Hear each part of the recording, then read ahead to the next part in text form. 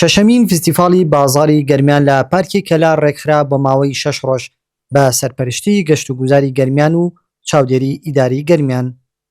ئەمە یەکێکە لە چالاکیەکانمان کە شەشەمین فستیڤاڵی بە بازارکردنە لە پارکی کەلار کە خەزای کەلار ناوەندی ئیدارەی گەرمیان و ئەمە فستیڤاڵێکی ساڵانەیە. لە ڕێگەی ئەم فستیڤاڵەوە هەلی کارمان بۆ زیاد لە 2000 گەنج کوڕ و کچی ئەم شارە ڕەخساندووە و ئاڵوگۆڕێکی باش لە کاڵەکانە ئەکرێت کە ساڵ پار بە گوژمەی نزیکەی 2 ملیار دینار شتومەک ئاڵوگۆڕ کراوە، شت فرۆشراوە. ئەم ساڵ پلانمانداناوە زیاتر بێت و هەوڵمانداوە لە ڕێگەی ئەم فستیڤاڵەوە کۆمەڵێک چالاکی جۆرا جۆرتر ئەنجام بدەین. لەوانە ڕاکێشانی گروپی گەشتیاریە لە دەرەوەی گەرمیان لە ناوەڕاست و خواروی عێراق لە سنە و کرماشانەوە لە هەورامان و سلێمانیەوە تا ئێستا 6 گروپی گەشتیاری هاتووەتە سنوورەکەمان. بەشداری چەندین 225 کۆمپانیا و کاری دەستی بەشدارە لەم فستیڤاڵە. فستیڤاڵەکە بووەتە ڕەخساندنی هەلی کار بۆ کچان و گەنجان و ژنانی ناوچەکە لە سەرجەم بوارەکاندا وە خواردنگا و کاری دەستی. من پێشتر وەکو خانمێک لە ماڵەوە ئیشمەکرد، نزیکی 4-5 ساڵ لە ماڵەوە خواردنشتم دروست دەکرد بە ئۆردەراتم فرۆشت. ساڵانە فستیڤاڵانە کرا فستیڤاڵی گەرمیان و هەڵەبجە و ئەمانە هەمووی هەر جارە و بەشداری مەکرد لە شوێنێک. ئەمە بوو بە دەرفەتێک بە شتێکی وا کە من بچمە و شوێنانە خواردنەکانی خۆم عەرزکەم، هەم تەشجیعی کردم بۆی بتوانم لەسەر پێی خۆم بۆسەم قازانجێکی مادیم کرد، هەم خواردنەکانی شارەکەی خۆم مێنا بە شوێنێکی ترم ناسان. یعنی شتێکی زۆر زۆر باشە فستیڤاڵانە.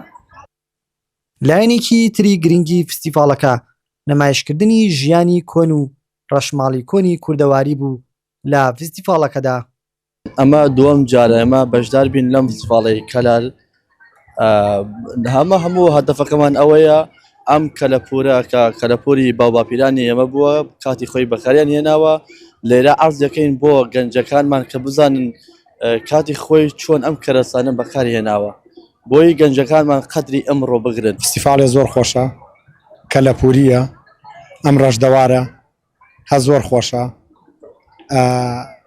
ئەم کەلەپوریە لە وەکو قەدیمە کەلپەل قەدیمە هەیە، مێخەکبەن قەدیمە هەیە، ئەو دەساڕ و مەشکە و ئاوە بەعزێ کەس قەوم و ناسیار و دۆچشە بینی لەیرانە هە زۆر خۆش. ئەم دیمەنە شتێکی جوانە، مێژووی کۆنە.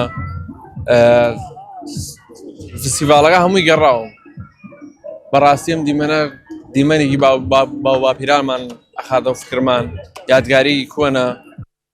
هاوڵاتیان بە گرنگەوە دەڕوانە ڕێخستنی ئەم فستیڤاڵانە کە لە ناوچەکەدا دەبێتە مایەی بوژانەوەی کەرتی ئابووری. وەکو ناوەندی گەرمیان هەم هاوسنووری لەگەڵ ناوچەدا برێنراوەکانە دەتوانین کارێکی وا بکەین کە با بڵێن گەشتیار و یاخود هاوڵاتیانی خواروی عێراق سەرنجیان ڕابکێشین بێن بۆ ئێرە بۆی هیچ نەبێتەکانێک بە بازارەکە بدەین بۆی کار و چالاکیەکان لە ڕێگای پارەکان بۆ ئێوەی مداوەلەیەک بکرێت بۆ پارەی ئەوانیشەوە بۆی استیغلالی ئەم کارانە بکەین. ئەوە من لێرە هەر دەتوان لێرەشە دەستخۆشی لە دەستگا ئەمنیەکان بکەین وەکو پۆلیسی هاتوچۆ کە دەبینین ڕێخستنی ئەو شەقامە لەسەر ئەوانە بەڕاستی وڵا زۆر گرنگە بەنسبەت گەرمیانەوە. هیواداری هەموو ساڵەکە فستیڤاڵە بەردەوام بێت و دووبارە بێتەوانێت لەبەرەوەی خەڵکانێکی زۆر لە دەرەوە ڕووی تێەکەن و زۆر خۆشحاڵن بەوەی کە ئەم فستیڤاڵە بەڕێوە دەچێت. هیواداری هەموو ساڵێک بەردەوام بێ بە شتی جیاوازترەوە. بەڵێ زۆر هەلی کار بۆ گەنجانە ڕەخسێنەوە تایبەت ئافرەتان کاری دەستی و خوارد دروستکردنی ئەو شتانەی تایە زۆر شتێکی چاکە. هیواداری هەموو ساڵێک بەردەوام بێ. ئامانجی سەرەکی فستیڤاڵی بازاڕی ساڵانە لە گەرمیان جگە لە ڕەخساندنی هەلی کار بۆ کچان و گەنجانی ناوچەکە ڕاکێشانی گەشتیاری زیاترە لە سەرجەم پارێزگاکانی کوردستان و عێراق و دەرەوەی وڵات.